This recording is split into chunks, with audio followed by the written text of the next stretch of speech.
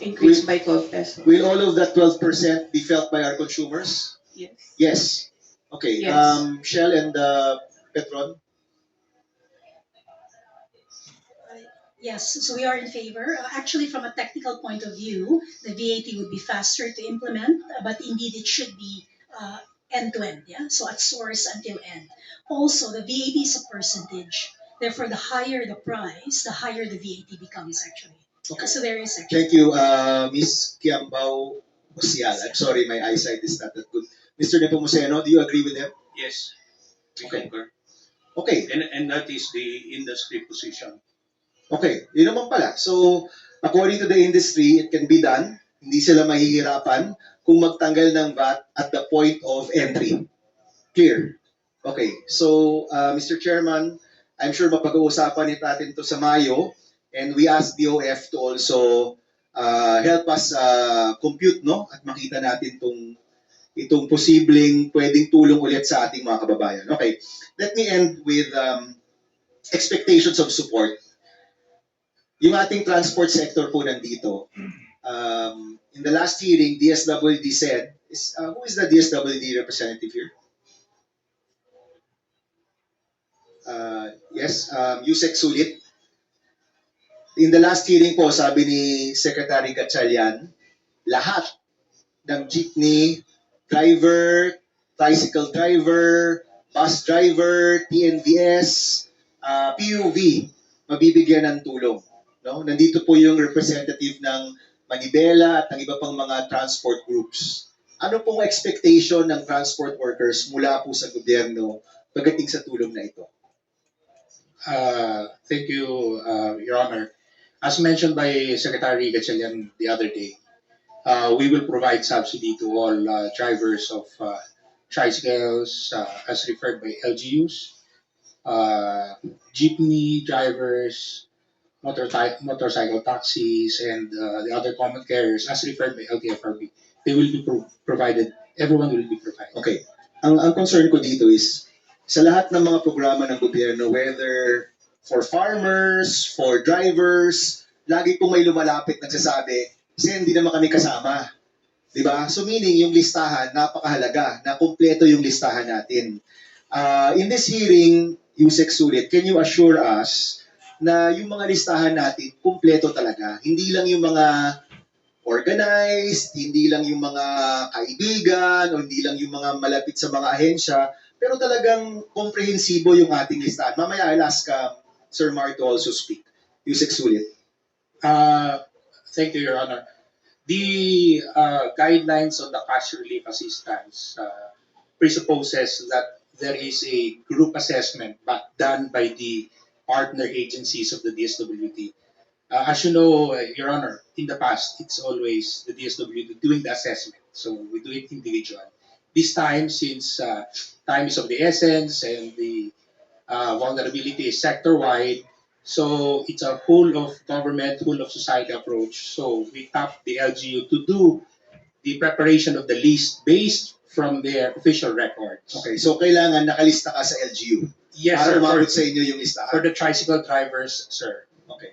For the others, covered by the regulatory authority of the UTR, LTFRB, the list will come from them. Okay. So pag jeepney, LTFRB. Yes, sir. Kapag TNVS, DOTR. Yes, sir. Yung TNVS naman kasi may mga kumpanya, kaya hindi mahirap hanapin yung listahan. Yung pinaka-mahirap siguro yung tricycle driver. Correct, no? Kasi decentralized yung listahan. Yeah, sa LGUs po siya, Your Honor. Okay, so sa mga nakikinig sa ating jeepney driver, tricycle driver, TNVS, dapat may expectation sila na may tulong silang makukuha. Is that fair to say, Yusek Sulit? That is fair, Your Honor. Kung hindi sila kasama sa listahan, anong gagawin nila? Yesterday, in-address po ni Secretary Gatchalian yung mga issue nung wala sa listahan. Ang pangako po ng DSWD at sa utos ng Pangulo, we will provide assistance. We will check whatever fast mechanism we can, conduct in order to provide assistance as well. So, yung gagawin po na in-announce kahapon, lalapitan na po ng DSWD at ng DOTR para makita kung bakit wala sa listahan yung mga nagsasabing wala sa listahan. Okay, Mr. Balbuena, sige po, can you give a comment? Yung tanong ko po kasi, lagi pong may lumalapit pa rin na, Senator, nabigyan yung gantong kaibigan namin pero kami wala, di ba? And this was during the COVID response. No? Meron rin tayong pantawid pasada nung panahon ng COVID at nung umiikot kami nung nakarang kampanya last year, yun yung sinasabi sa amin ng mga TODA. No? Hindi ko kami kasama sa listahan. So, pwede ba kayong magkomento? Yung pagkakumpleto ng mga listahan, kailangan po ba ng bagong gawain para mabuo ulit ang mas komprehensibong listahan po para sa ating mga transport workers? Good day po, distinguished committee and Mr. Chair. Kahapon po, doon pa lang sa ayuda, meron naman po kaming nakuha sama ng loob. Pinapila po maghapon, mainit, gutom, walang tubig, walang maupuan. Meron naman isang tent para doon sa mga senior siguro. Sila na din po ang nagsabi, 21% lang ang nakatanggap doon sa total na sinabmit.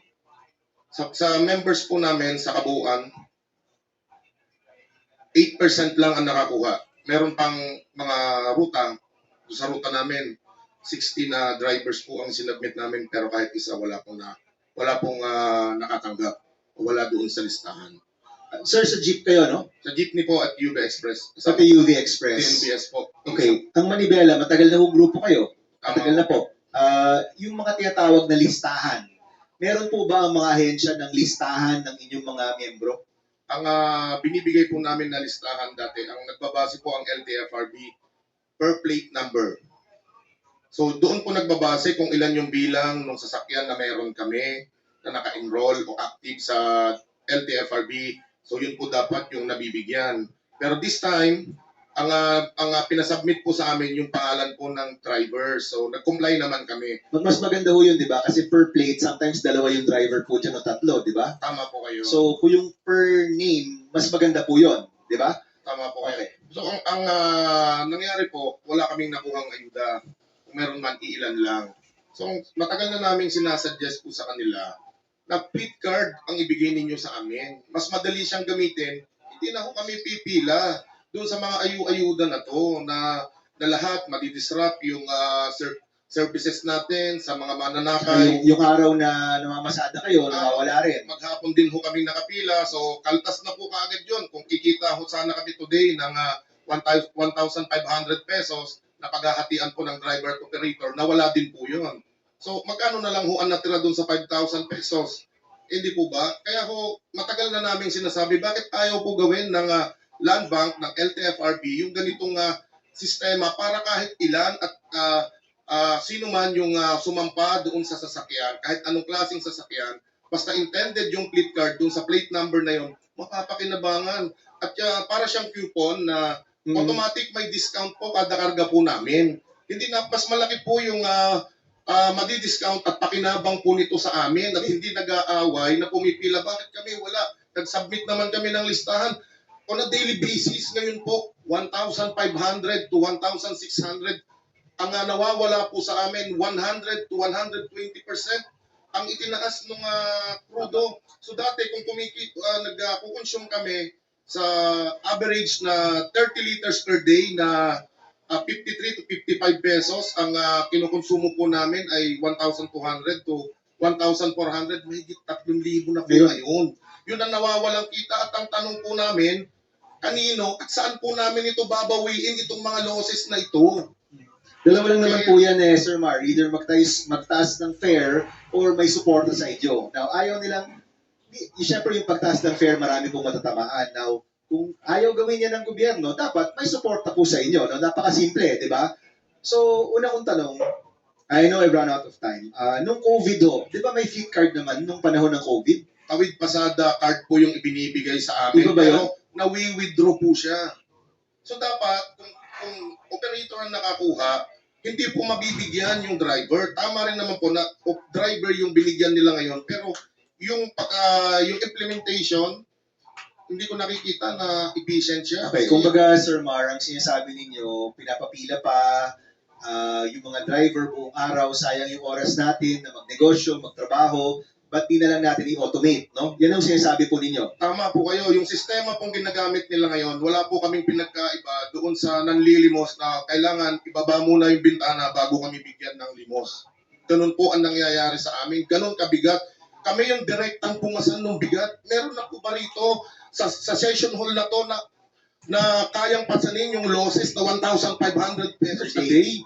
45 to 50,000 pesos on a monthly basis. Meron po ba rito na pwedeng magsakripisyo sa atin noon? Wala. Mamang super lang po ang nakakapagsakripisyo niyan. Okay. Sir Mark, tatanungin ko lang ang DSWD. Ito pong, alam naman ho natin, no, na pag-uusapan natin ang transport workers, sila ang pinakaunang natatamaan dito. Agricultural workers, MSMEs, susunod-sunod po yan, no? Pero sila po yung pinakauna. Ito pong request nila ay sana mas efficient, mas diretso, no? Yung tulong. Iba pang usapan yung kung magkano. Kasi yung binibigay natin, hindi na naman yan nagmamatch dun sa losses nila. Di ba? Mas maliit yan sa kanilang nawalang income. But I just want to ask this question as my final question. Yung sinasabi po nila, kasi sa palagay ko po, hindi naman to one time eh. Ang expectation natin, this will last 3 to 6 months or more. Kahit matigil yung gera tomorrow, bukas, yung taas ng presyo, nandyan pa rin yan ng ilang buwan eh. So, kailangan natin silang matulungan. Ito pong pag-automate or pagkaroon ng fleet card, pwede po ba itong gawin para hindi na po sila kailangan pumila para sa ayuda, mabibigay po yung tulong, at the same time, kung magkano yung nabibigay, na ma-manage nyo rin po. Is that in the plans of DSWD? Your Honor, gusto lang po namin sana malaman kung ano yung tinutukoy niyang ayuda. Kasi as you know, dalawa po kami nagbigay ng ayuda. Kami po sa DSWD, cash relief assistance po ang binigay namin. At diretso po yun sa mga drivers. Cash or Cash. diretso sa GCash? Or Cash po. Cash talaga, okay. At base naman po sa mga news reports, napakabilis. Sobrang bilis nga po kasi pupunta ka doon kung ikaw ay na-vet na yung listahan mo. Hindi po dapat pumupunta yung hindi wala sa listahan. Okay? So, kaya po dapat malinaw, sa amin po, hindi po totoo yung 21% na accomplishment. So sa amin po, pag malinis yung listahan, dumating yung mga kasama natin driver, pabayaran po sila. At yan naman po ay matter of judicial notice. Sige, papaklaro natin kay Mar, no? Ito po bang release ng pondo ay mula sa DSWD, DOTR, LGU? Sino po ba yung nagbigay po ng tulong po sa inyo? Mr. Chair, nakakatawa po. Pagkatabi pa po sila eh. Ang DOTR at ang DSWD, hindi po ba sila nag-uusap kung yung ibibigay po sa amin eh, kung saan po ba ito galing? Hiningan po kami ng listahan ng LTFRB. Sinubmit po namin yung mga master list po namin. Yung pala, ibibigay din po pala sa LGU. Doble ang ginawa po nilang pahirap sa amin. Kailangan namin ng ORCR, pipicturean kami, kasama yung jeepney namin, hawak namin yung driver's license, kasama yung prangkisa, kasama pa po kung saan presinto kami bumoboto. Mr. Chair, totoo po yan at may mga ebidensya po kami. Kung saan po kukunin, hindi po dapat kami tinatanong. Hindi po ba? Kayo yung nakakaalam kasi kayo yung magbibigay. Tama po. Okay, Mr. Balbuena, but gusto ko lang kasing matukoy ito. No? Of course, alam natin, magkaiba rin yung pondo nila eh. Kami yung pupondo po dyan. Kaya gusto namin malaman kung anong pondo yung nagamit ng maayos. So, yung nangyari pong ayuda o payout, sino po yung namimigay? LGU ba? DSWD ba? Sino po mismo yung nabibigay sa inyo? Para lang klaro sa amin. Ang namigay po kahapon, ang kasama ng LGU ang DSWD. Pero una po kami pinag-submit ng listahan sa LTFRB. Okay, so ito yung sinasabi namin na kailangan yung response ng gobyerno, iisa lang talaga. No?